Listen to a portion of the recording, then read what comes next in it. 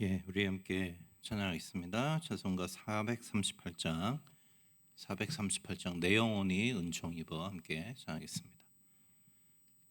438장입니다. 함께 찬양하죠. 내 영혼이 은총 입어 중한 죄 짐 벗고 보니 슬픔 많은 이 세상도 천국으로 화도다. 할렐루야 찬양하세. 내 모든 죄 사함받고 주 예수와 동행하니 그 어디나 하늘나라 주의 얼굴 뵙기 전에 멀리 뵈던 하늘나라 내 맘속에 이루어지니 날로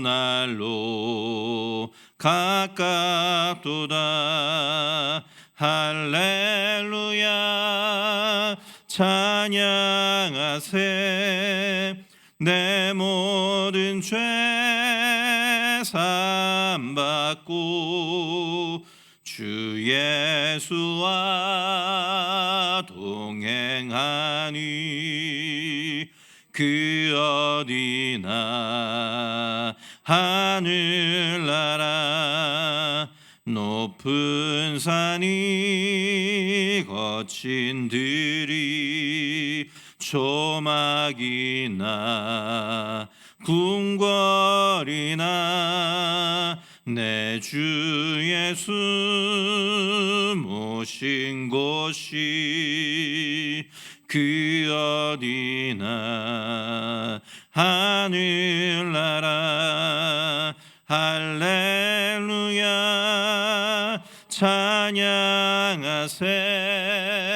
내 모든 죄 사함받고 주 예수와 동행하니 그 어디나 하늘나라. 아멘. 기도하겠습니다. 사랑해 주 감사를 드립니다. 하나님, 오늘 이 하루 주님의 은혜 가운데 또 다른 하루를 우리에게 허락하여 주시고 주님의 말씀에 귀 기울이며 또 주님을 예배하며 찬양하며 하루를 시작하게 하심이나요 감사를 드립니다. 오늘 하루 우리에게 다가올 시간들 가운데 어떤 일들이 일어날지 우리는 알지 못하지만 그러나 우리가 어떤 상황에 있든지 간에 주님과 동행함으로 말미암아 오늘 하루의 삶이 주님과 함께 누리는 천국의 삶이 되게 하여 주시옵소서. 시간에 말씀을 나눌 때 우리의 귀를 열어주시고 우리의 마음을 열어주셔서 이 말씀을 통하여 우리 각자의 삶을 향한 하나님의 음성을 듣는 저희들 되게 하여 주시옵소서. 감사합니다. 예수님의 이름으로 기도합나이다. 아멘. 오늘 함께 나눌 말씀 에스겔서 11장 14절에서 25절까지 말씀 같이 보겠습니다. 에스겔 11장 14절에서 25절까지 말씀입니다. 14절부터 25절까지 말씀 찾으셨으면 제가 봉독해 드리도록 하겠습니다. 14절입니다. 여호와의 말씀이 내가 임하여 이르시되 인자야 예루살렘 주민이 내 형제 곧 내 형제와 친척과 온 이스라엘 족속을 향하여 이르기를 너희는 여호와에게서 멀리 떠나라. 이 땅은 우리에게 주어 기업이 되게 하신 것이라 하였나니 그런즉 너는 말하기를 주 여호와의 말씀에 내가 비록 그들을 멀리 이방인 가운데로 쫓아내어 여러 나라에 흩었으나 그들이 도달한 나라들에서 내가 잠깐 그들에게 성소가 되리라 하셨다 하고 너는 또 말하기를 주 여호와의 말씀에 내가 너희를 만민 가운데에서 모으며 너희를 흩은 여러 나라 가운데서 모아내고 이스라엘 땅을 너희에게 주리라 하셨다 하라. 그들이 그리로 가서 그 가운데 모든 미운 물건과 모든 가증한 것을 제하여 버릴지라. 내가 그들에게 한 마음을 주고 그 속에 새 영을 주며 그 몸에서 돌 같은 마음을 제거하고 살처럼 부드러운 마음을 주어 내 율례를 따르며 내 규례를 지켜 행하게 하리니 그들은 내 백성이 되고 나는 그들의 하나님이 되리라. 그러나 미운 것과 가증한 것을 마음으로 따르는 자는 내가 그 행위대로 그 머리에 갚으리라. 나 주 여호와의 말이니라. 그때 그룹들이 날개를 드는데 바퀴도 그 곁에 있고 이스라엘의 하나님의 영광도 그 위에 덮였더니 여호와의 영광이 성읍 가운데에서부터 올라가 성읍 동쪽 산에 머무르고 주의 영이 나를 들어 하나님의 영의 환상 중에 데리고 갈대아에 있는 사로잡힌 자 중에 이르시더니 내가 본 환상이 나를 떠나 올라간지라. 내가 사로잡힌 자에게 여호와께서 내게 보이신 모든 일을 말하니라. 아멘. 예, 우리 출애굽기를 보면 우리가 유명한 그 아론의 금송아지 사건 이후에 모세가 하나님께 나누는 흥미로운 대화의 장면이 나옵니다. 거기 보면 하나님이 이스라엘의 죄 때문에 분노하셨지만 모세의 중보를 통해서 또 이스라엘 백성들의 회개를 통해서 그들에게 다시 한번 기회를 주고 가나안 땅으로 너희가 올라가라 이렇게 말씀하시죠.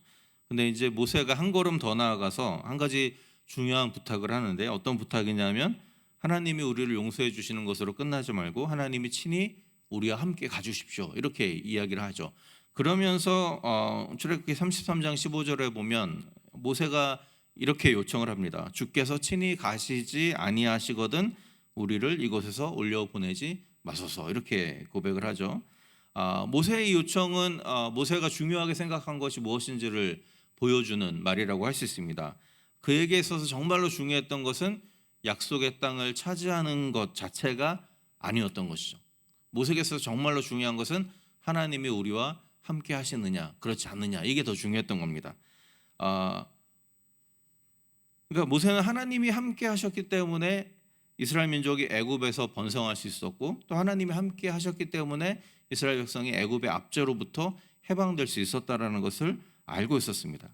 그렇기 때문에 모세는 가나안 땅으로 들어가라는 그 하나님의 말씀 앞에 만일 하나님이 우리와 함께 하신다고 약속하면 내가 가나안 땅으로 들어가겠지만 하나님이 우리와 함께 하시지 않는다면 나는 들어가지 않겠습니다. 차라리 여기 있겠습니다. 이렇게 고백을 하는 것이죠. 그러니까 다시 말하면 하나님이 함께 하시는 그곳이 바로 모세에게는 약속의 땅이었다라는 의미라고 할 수 있습니다. 하나님이 동행하신다면 광야조차도 젖과 꿀이 흐르는 풍요의 땅이 될 수 있지만 하나님이 동행하지 않으신다면 약속의 땅이라고 불리는 가나안 땅조차도 메마른 땅이 될 수 있다라는 고백인 것이죠. 그러니까 이제 모세는 이 하나님을 믿는 신앙의 핵심을 잘 간파한 것이라고 볼 수 있습니다. 오늘 읽은 에스겔서의 본문의 핵심도 그것입니다.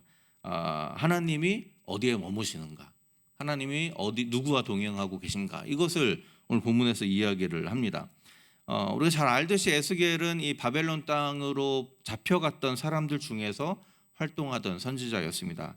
그는 제사장 가문에 태어났기 때문에 30살이 되면은 이제 원래 그 정식 제사장으로 그 예루살렘 성전에서 섬겨야 되는 사람이었지만 그가 30살이 되었을 때 그는 바벨론에 잡혀가 있었습니다. 그래서 거기서 사람들과 함께 노동에 동원되고 여러 가지 어려운 삶을 살고 있었던 상황 가운데 하나님의 말씀이 그에게 임하시죠. 그리고 그 임하신 하나님의 말씀을 통해서 하나님께서 이 예루살렘에 어떤 일을 행하실 것이고 또 앞으로 미래에는 이 이스라엘 백성들을 어떻게 회복하실 것인가에 대해서 말씀을 주십니다. 오늘 본문의 핵심은 하나님이 어디에 임재하시는가에 대한 것입니다. 이 당시 예루살렘에 살던 사람들의 입장에서 굉장히 당연한 질문이에요.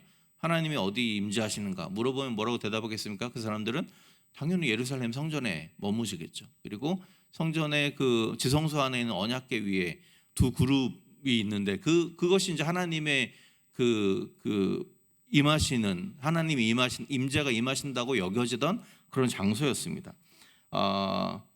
문제는 이게 틀린 말은 아니지만 문제는 뭐냐면 이 당시에 예루살렘에 있던 사람들은 이런 생각에 갇힌 나머지 하나님은 예루살렘에 계시기 때문에 예루살렘에 남아있는 자들에게는 복을 주시지만 바벨론의 포로로 잡혀간 자들에게는 복을 주시지 않는다. 그들과는 함께하지 않는다. 이렇게 생각을 했다라는 것이죠.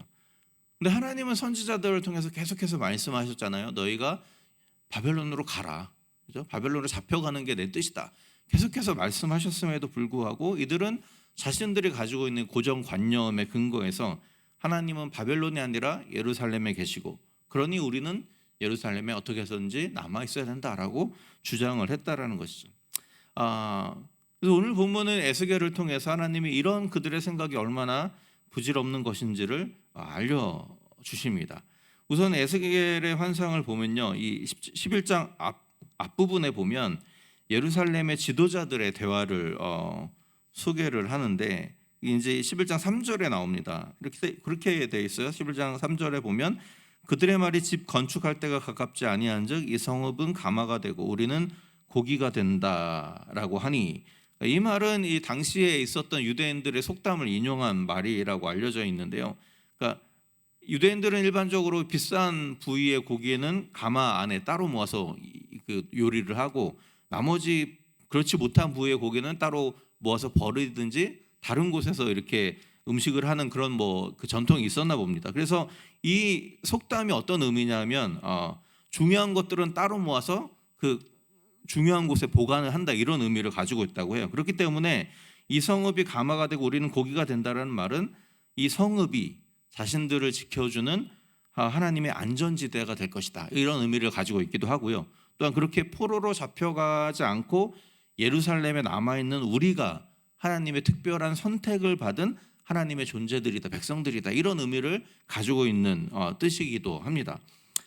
그렇기 때문에 다시 말하면 이 포로로 잡혀가지 않고 예루살렘에 남아있던 사람들은 이 포로로 잡혀간 사람들을 깔보는 거죠. 너희들은 하나님이 버린 사람들이야. 우리가 하나님이 선택한 사람들이고 하나님은 우리를 돌봐주실 것이고 우리를 지켜주실 것이야, 이렇게 생각을 했다는 것이. 그래서 괜찮아, 여기 있어, 여기 있는 게 안전해, 이런 말을 유대인의 지도자들이 계속해서 해왔다라는 겁니다. 그런 그들을 향해서 이 에스겔서에 나온 하나님의 그 예언을 보면요, 하나님의 영광이 성전에서 나와서 결국에서는 예루살렘에서 떠나버리는 장면을 환상으로 보여주십니다. 그래서 우리가 읽지는 않았지만 10장에 보면 하나님의 영광이라는 것이 언약궤 위에 그룹에서부터 올라와서 성전의 문지방으로 옮겨갑니다. 그리고 또 10장 마지막 부분에 보면 다시 성전의 동쪽 문으로 그 하나님의 영광이 옮겨가요. 그리고 오늘 읽은 11장 23절에 보면 이제 성전의 동쪽 문에 있었던 하나님의 영광이 성전 동쪽의 산, 즉 올리브 산이죠, 감람산, 그쪽으로 이렇게 이동하는 장면이 나옵니다. 본문에는 그 뒤에 내용에 대해서 자세히 나와 있지 않지만 이 환상은요, 하나님의 임재가 이제 예루살렘 성전의 지성소에서 조금씩 옮겨가가지고 올리브산까지 갔다가 이제는 완전히 예루살렘을 떠나버린다라는 어떤 상징적인 의미를 전달을 하고 있습니다. 그리고 그 옮겨간 임재가 이제 예루살렘이 아니라 온 땅으로 흩어진 하나님의 백성들 가운데 머문다라는 의미를 가지고 있는 것이죠. 그것을 단적으로 보여주는 구절이 오늘 읽은 11장 16절에 나와 있습니다. 이렇게 말씀하시죠. 그런즉 너는 말하기를 주 여호와의 말씀에 내가 비록 그들을 멀리 이방인 가운데로 쫓아내어 여러 나라에 흩었으나 그들이 도달한 나라들에서 내가 잠깐 그들에게 성소가 되리라, 이렇게 말씀하고 있습니다. 성소는 하나님의 임재가 머무는 장소를 말하는 것이죠. 그런데 하나님은 이제 바벨론 전역으로 흩어진 하나님의 백성들이 사는 그곳에서 내가 너희의 성소가 되겠다라고 말씀하고 있습니다. 그러니까 예루살렘에만 하나님이 임재한다고 생각하던 유대인들의 생각을 완전히 무너뜨리는 충격적인 선언이라고 할 수 있습니다. 지금 그들이 바벨론의 포로가 되는 것을 거부하고 예루살렘에 남으려는 이유는 거기에 성전이 있고 그 성전에 하나님이 임재한다고 생각했기 때문이에요. 그런데 하나님은 이제 스스로 자신의 집이라 일컬어지던 성전을 떠나서 이방의 우상들이 득실거리는 바벨론으로 내가 옮겨가겠다, 이렇게 말씀을 하고 있는 것이죠. 하나님이 이렇게 말씀하신 이유 중에 하나는 이스라엘 백성들로 하여금 하나님의 어떤 특정한 장소에 얽매이는 분이 아니라는 것을 알려주시기 위해서라고 할 수 있습니다. 사실 하나님이 예루살렘 성전에 거하고 그렇기 때문에 예루살렘에 우리가 거주하면 하나님이 예루살렘을 우리를 보호해 줄 것이다라는 생각은요, 사실 당시 우상을 섬기던 이방인들의 생각과 별로 다를 바가 없는 생각이었습니다. 사실 그 당시의 이방인들에게는 어디에도 계시지 않은 무소부지하신 신이라는 존재는 그런 개념 자체가 없던 그런 상황이었습니다. 당시 고대 근동 지역의 신들이라는 것은 다 지역적이나 어떤 환경적으로 제약이 있던 신들이에요. 산에는 산에서 강한 신이 있고 바다에는 바다에 강한 신이 있고 A라는 지역에 강한 신이 있으면 B라는 지역에 강한 신이 따로 있는 겁니다. 어디에든 계시지 않는 것이 없는 무소부지한 신의 개념이 없는 것이죠. 그래서 그 사람들은 상황과 장소에 따라서 여러 가지 많은 신들을 섬길 수밖에 없었는데, 따라서 하나님은 예루살렘 성전에만 존재하고 우리 성전에 있어야 우리가 안전하다, 이런 생각은 당시 우상을 섬기는 이방인들의 생각과 별로 다를 바가 없는 것이죠. 이 관점의 문제는 무엇이냐면 하나님이 예루살렘 성전에 계시기 때문에 그 성전에서 제사만 잘 드리고 하나님을 경배하는 일만 열심히 하면 하나님이 우리를 지켜주신다라는 생각을 가지고 있다는 것이죠. 근데 문제는 하나님은 그런 분이 아니시죠. 하나님은 그들이 드리는 희생 제물이나 제사 의식 자체를 중요하게 여기시는 분이 아니라 그것을 드리는 사람들이 어떤 모습으로 하나님 앞에 나오는가를 중요하게 여기시는 분이시는 것이죠. 그래서 그가 받으시는 것은 제물이나 제사가 아니라 그 제사를 드리는 사람들의 거룩함과 진실함인 것이죠. 그들이 어디에 있든지 상관없는 겁니다. 그들이 예루살렘에 있던 바벨론 포로기 가운데 있던, 그들이 진실한 마음으로 하나님 앞에 나오면 하나님은 그들 가운데 임재하시는 것이죠.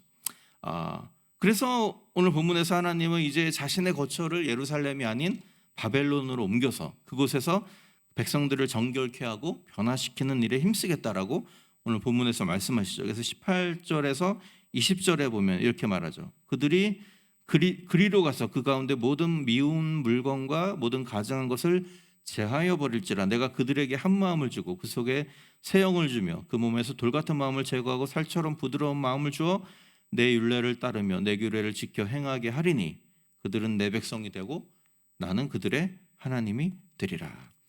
이 말씀을 통해서 알 수 있는 중요한 사실이 있죠. 즉 하나님의 임재는 성전이나 지성소 같은 어떤 종교적인 장소나 건축물에만 있는 것이 아니라 자신의 죄악을 회개하고 굳어진 마음을 기경하여서 하나님의 명령을 지켜 행하는 그 하나님 백성들의 삶 속에 하나님이 임재하신다라는 사실입니다. 그것이 예루살렘이든지 우상이 가득한 바벨론이든지 하나님의 입장에서는 상관이 없는 것이죠. 그것이 어디가 됐든 자신의 잘못을 뉘우치고 전심으로 하나님의 도우심과 회복을 갈망하는 모든 사람들 속에 하나님은 임재하시고 또 그들을 하나님의 백성으로 삼아 주신다라는 것입니다. 오늘 이 말씀을 당시의 시대상을 좀 생각을 해보면 이 예언을 읽는 독자들에게는 두 가지 서로 다른 의미를 전달했을 것으로 보입니다. 먼저 예루살렘에 머물면서 그곳에 있기만 하면 우리는 안전할 것이다라고 믿었던 사람들에게 이 말씀은 일종의 마지막 경고의 역할을 했을 것으로 보입니다. 이미 하나님은 예루살렘의 멸망을 결정하셨고 그 일을 진행하실 것입니다. 그리고 그에 대한 상징적인 예언으로서 하나님의 영광이 예루살렘을 떠나는 모습을 보여주시죠. 그리고 그 예언대로 예루살렘 성전도 파괴되고 말게 됩니다. 결국에는. 그러니까 그렇기 때문에 이 말씀을 통해서 하나님이 그들에게 던지는 메시지는 무엇입니까? 그러니 너희가 돌이켜 회개하고 하나님이 주시는 이 심판을 수용하라는 거죠. 그렇지 않는다면 그들이 가장 안전하다고 여겼던 예루살렘 성전에서 성전과 함께 너희는 무너지고 말 것이다 라고 경고하시는 것이죠. 반대로 이 말씀은 또 이미 바벨론으로 건너와서 포로 생활을 하고 있던 이들에게는 또 엄청난 위로와 소망의 말씀으로 받아들여졌을 것이라고 생각이 됩니다. 그들이 비록 고국을 떠나서 문화와 언어가 다른 곳으로 흩어져 살고 있지만 그곳에서 이곳에서라도 너희가 회개하고 열린 마음으로 하나님의 음성에 귀 기울인다면 하나님은 그 땅에서 그들의 마음을 회복시켜 주실 것이고 그들을 통해 새로운 나라를 이루실 것이다 라고 하나님이 약속하고 있기 때문에 그런 것이죠. 결국 오늘 본문은 우리가 어디에 살고 있느냐가 중요한 것이 아니라 우리가 살고 있는 그곳에서 우리가 하나님과 동행하고 있느냐라는 것이 훨씬 더 중요하다는 것을 우리에게 알려주고 있는 것이죠. 성경이 일관되게 증거하는 말씀이 있습니다. 그 무엇이냐면 주님과 동행하는 그곳이 우리 약속의 땅이고 하나님의 나라라는 것이죠. 우리가 아까 찬양했던 것처럼 하나님과 동행하는 그곳이 그 어디나 하늘나라라는 것이 성경이 가르치고 있는 일관된 증언이라고 할 수 있는 것이죠.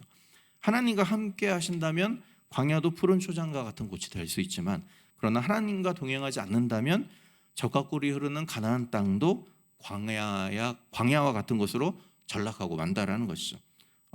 그렇게 정말로 중요한 것은 하나님과 동행하는 삶 그 자체라는 것입니다. 오늘 본문을 통해서 우리는 과연 어떤 모습으로 살아가고 있는지 한번 생각을 해보는 시간이 되면 좋겠습니다. 비록 우리의 인생이 수많은 아픔과 고통과 여러 가지 염려로 가득 차 있다 할지라도 그 삶의 여정 가운데 주님의 임재가 함께한다면 우리가 가는 그 길이 천국의 길이 될 수 있는 것이죠. 반대로 우리의 삶이 아무리 풍요롭고 부족함이 없는 삶이라 할지라도 그 가운데 하나님의 임재를 경험하지 못한다면 그 삶은 가장 불행하고 불쌍한 인생이 될 수밖에 없다라는 것이죠. 그렇기 때문에 우리가 어떤 상황에서든지 주님의 임재 가운데 거하는 우리가 되면 좋겠습니다. 그러기 위해서 우리가 해야 될 일은 우리 하루하루의 삶 속에 주님께 우리의 더 많은 자리를 내어줄 수 있어야 되는 것이죠. 내 안에 온통 나의 계획과 나의 판단과 나의 염려와 나의 근심으로 가득해 있다면 내 삶 속에 하나님이 개입할 수 있는 여지가 줄어들 수밖에 없는 것입니다. 그렇기 때문에 때로는 나의 생각과 나의 판단과 그런 것들을 내려놓고 그 빈 공간에 주님이 들어오셔서 주님이 원하시는 길로 우리 삶을 이끌어 가시도록 내어주는 작업들이 필요한 것이죠. 그래서 어떤 의미에서 바벨론 포로 생활은 이스라엘 백성들에게 그들의 삶의 빈 공간을 마련할 수 있는 계기가 되지 않았을까라는 생각을 해보게 됩니다. 그들이 자랑스러워하던 성전이 무너져버리고 그들이 항상 자부심을 가져왔던 왕국이 무너져버리고 이제는 아무것도 의지할 것이 없는 상황이 돼버렸죠. 그렇게 텅 빈 빈자리 가운데 비로소 그들은 하나님이 일하실 공간을 내어드리기 시작을 했다라는 것이죠. 결국 그렇게 하나님만을 의지하는 그들 가운데 하나님이 찾아오셔서 그들 가운데 하나님의 성소가 되어주시고 그들 가운데 함께 동행하여 주셨죠. 결국 그로 인하여서 그들의 포로 생활이라는 것이 결국 비록 겉보기에는 모든 것을 잃어버린 것처럼 보였지만 정작 하나님을 소유함으로 말미암아 모든 것을 얻게 되는 시간이 되었다라는 것입니다. 여러분, 오늘 우리의 삶이 이렇게 다른 모든 것을 잃는다 할지라도 하나님을 소유함으로 말미암아 모든 것을 얻을 수 있는 그런 삶이 되면 좋겠습니다. 오늘 하루의 삶 가운데 이런 은혜가 여러분의 각자 가정과 사업장과 직장과 또 우리 교회 안에 임할 수 있기를 주님의 이름으로 축복합니다. 기도하겠습니다. 사랑해 주님, 오늘 연약한 우리의 삶 가운데 함께 하셔서 부족한 우리의 모습에도 불구하고 우리가 주님께 돌이키고 주 앞에 엎드리기만 하면 주님은 날마다 우리 가운데 임하셔서 우리를 주의 백성으로 삼아주시고 우리와 동행하시기를 원하시는 그 하나님이신 것을 인하여서 감사와 영광을 올려드립니다. 주님, 오늘 하루의 삶을 주님의 손에 올려드립니다. 하나님, 우리가 어떠한 삶의 환경 가운데 있든지 간에 주님과 동행하는 그곳이 바로 우리의 천국인 것을 고백합니다. 오늘 하루에 우리의 삶이 주님과 동행하는 삶이 되게 하여 주시고 그 주님과 함께하는 그 시간들을 통하여서 우리 가운데 찾아오는 수많은 어려움들과 문제와 아픔들을 이겨낼 수 있는 저희들의 인생 될 수 있도록 주께서 축복하여 주시옵소서. 세상의 모든 것을 얻는다 할지라도 주님을 소유하지 못한다면 무슨 소용이 있겠습니까? 주님, 우리에게 다시 한번 지혜를 허락하여 주셔서 다른 모든 것들을 잃는다 할지라도 주님만을 꼭 붙잡음으로 말미암아 주님 주시는 풍성함을 경험하며 살아가는 저희들의 인생 될 수 있도록 주께서 축복하여 주시옵소서. 오늘 우리의 모든 삶과 우리의 모든 직장과 사업장과 또 주님의 몸된 교회 공동체를 주님의 손 가운데 올려드립니다. 우리와 동행하여 주시고 이곳에 함께 임재하여 주셔서 우리가 있는 이 장소가 우리가 주님을 섬기는 이 아버지 주님의 귀한 몸된 공동체가 또 주님을 만나는 우리의 가정과 우리의 직장과 사업장이 하나님을 경험하는 귀한 하나님의 나라와 하나님의 아버지 천국이 될 수 있도록 주께서 축복하여 주시옵소서. 감사합니다. 예수님의 이름으로 기도하옵나이다. 아멘. 자유롭게 기도하는 시간 갖도록 하겠습니다.